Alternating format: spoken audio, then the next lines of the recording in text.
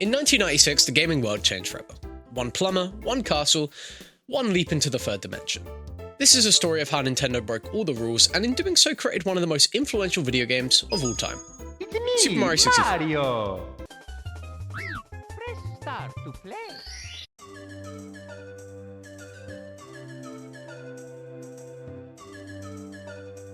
Okie dokie. The early 90s were a turning point. 2D platformers were reaching their peak, and Nintendo, riding high off the success of the SNES, was already planning the next generation. Internally, work had already begun on something codenamed Project Reality, what would later become the Nintendo 64. At the helm was none other than Shigeru Miyamoto, the creative force behind Donkey Kong, Zelda, and of course, Mario. The mission? To bring Mario into a fully 3D world, something that had never been done before. This wasn't just about graphics, it was about rethinking what video games could be. What does it feel like to control a character in 3 dimensions? How do you guide a player through space where there's no longer just left or right? The country, but he didn't want to miss the opportunity to tell you how he feels about Nintendo 64. So here's Tom. Hi, I'm Tom Germlach, president of Solid Graphics. I must say we're very excited to be a part of the unveiling today of the new Nintendo 64 technology here at the E3 conference. Nintendo partnered with Silicon Graphics, using SGI hardware to prototype 3D environments. Initial tests had Mario running in a simple rumor box, with ramps, stairs, and slopes. This debug room would become a sandbox for the developers. One of the first breakthroughs was the camera system. Rather than being fixed or player-controlled, the camera was placed in the hands of an in-universe character, Lakitu, a camera-wielding Koopa on a cloud. This clever narrative framing helped justify and test out different third-person angles. Then came movement. Triple jumps, wall kicks, backflips. It wasn't enough for Mario to look 3D, he had to move like it too. Developers built his controls around the then revolutionary analog stick on the N64. Speed, precision, and flow were the priorities. Like many great games, Mario 64 left a trail of fascinating scrapped ideas in its wake. Originally, the game was planned to be 2-player, with Luigi controlled by a second player.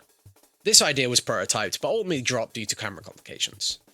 Some early footage shows Mario wielding a rifle, a far cry from the family-friendly tone of the final game. Other lost ideas consisted of stuff like rideable Yoshis, more open-world sandbox environments, and even a level set in a haunted hotel that predates Luigi's Mansion. There were also some aggressive enemies and combat systems. In one build, Mario had a punch-and-kick combo system inspired by beat-em-up games, which was eventually simplified. One now famous mystery is the L is Real 2401 plaque in the courtyard, a cryptic message that spawned decades of rumours about Luigi's presence in the game. The final structure of the game centered around Princess Peach's castle. Rather than a level select screen, Nintendo made the castle itself a hub world. Each room contained portals to a different level. Disguised as paintings and walls, this wasn't just stylish, it was smart design. Players could explore the hub and discover levels naturally, in whatever order they liked. The open-ended structure of collecting power stars in any order inspired a new genre, the 3D platformer collectathon. It gave players freedom while still guiding them forward. Koji Kondo returned to compose a soundtrack, crafting memorable, dynamic tracks that shifted with Mario's movements. Entering water softened the melody, sliding down hills ramped up the tempo. The sounds weren't just musical, they were immersive. Charles Martinet debuted as the voice of Mario, giving us the now iconic It's me! catchphrase. Every jump, stomp, and star collection had weight and charm. It was a world that felt alive, even with the system's limited memory. Super Mario 64 launched alongside the Nintendo 64 on June 23rd, 1996 in Japan. From day one, it was a phenomenon. Reviewers were stunned, magazines gave it perfect scores, players were blown away by the freedom, the controls, the sheer innovation.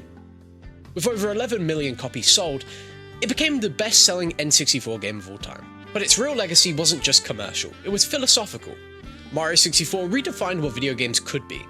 Its influence is everywhere, from Banjo-Kazooie to Spyro, from Jak and Daxter to Odyssey. Every 3D platformer owes something to Mario 64. Speedrunners continue to dissect the game, finding new glitches and routes even decades later.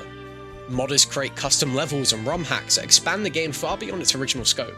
Super Mario 64 was the blueprint, the Rosetta Stone for 3D game design.